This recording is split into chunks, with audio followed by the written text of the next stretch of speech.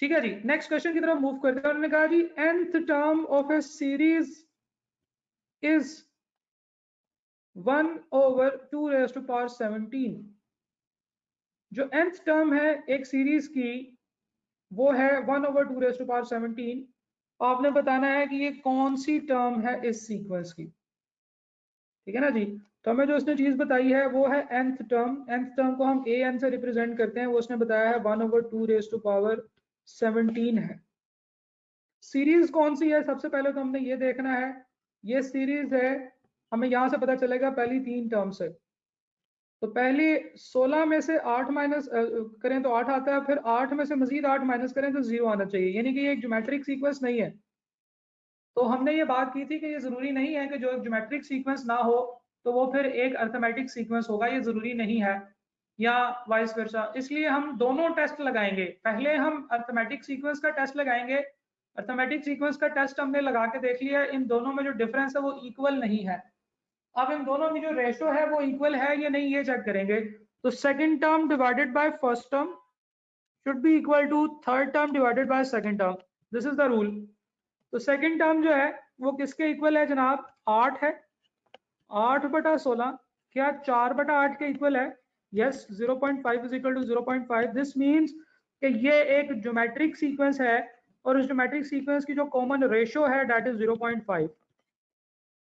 ठीक है जी, तो ये जो आंसर आता है ये कॉमन रेशो के इक्वल होता है। अब हमें पता चल गया कि एक ज्योमेट्रिक सीक्वेंस है जिसकी nth टर्म 1/2⁻17 है। इसकी फर्स्ट टर्म भी हमें पता है क्या है, इसकी फर्स्ट टर्म है जनाब 16, ये दी हुई है। तो अब अगर हम nth टर्म फाइंड आउट करना चाहते हैं तो nth टर्म का फॉर्मूला ज्योमेट्रिक सीक्वेंस में क्या होता है? nth टर्म का फॉर्मूला ज्योमेट्रिक सीक्वेंस में होता है first term into r raise to power n-1, यही होता है ना जी। तो nth टर्म हमें दी हुई है 1/2⁻17।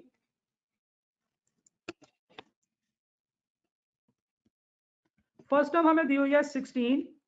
कॉमन रेशो उन्होंने क्या कैलकुलेट करके दी है? कॉमन रेशो जी 0.5 raise to power n। n हमने फाइंड करना है विच इज अननोन वेरिएबल। अच्छा जी, अगर आपके पास वो कैलकुलेटर्स ना होते जो अभी हम कैलकुलेटर इस्तेमाल कर रहे हैं, तो मैं आपको कहता कि ठीक है इसका लॉग ले लें, फिर लॉग के रूल्स लगाएं, फिर एंटी लॉग लें, तो आपके पास n का आंसर आ जाएगा। लेकिन क्योंकि हमारे पास अब एक हेल्पफुल कैलकुलेटर मौजूद है, तो हम सिर्फ ये जो अननोन वेरिएबल n है इसका आंसर उस कैलकुलेटर पे वैल्यूज पुट करके भी फाइंड आउट कर सकते हैं। कैसे? अभी करके देखते हैं।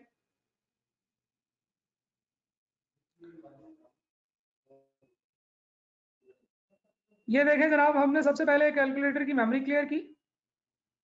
We have to enter this statement कि जनाब 1/1 फ्रैक्शन 2 रेज टू पावर 17।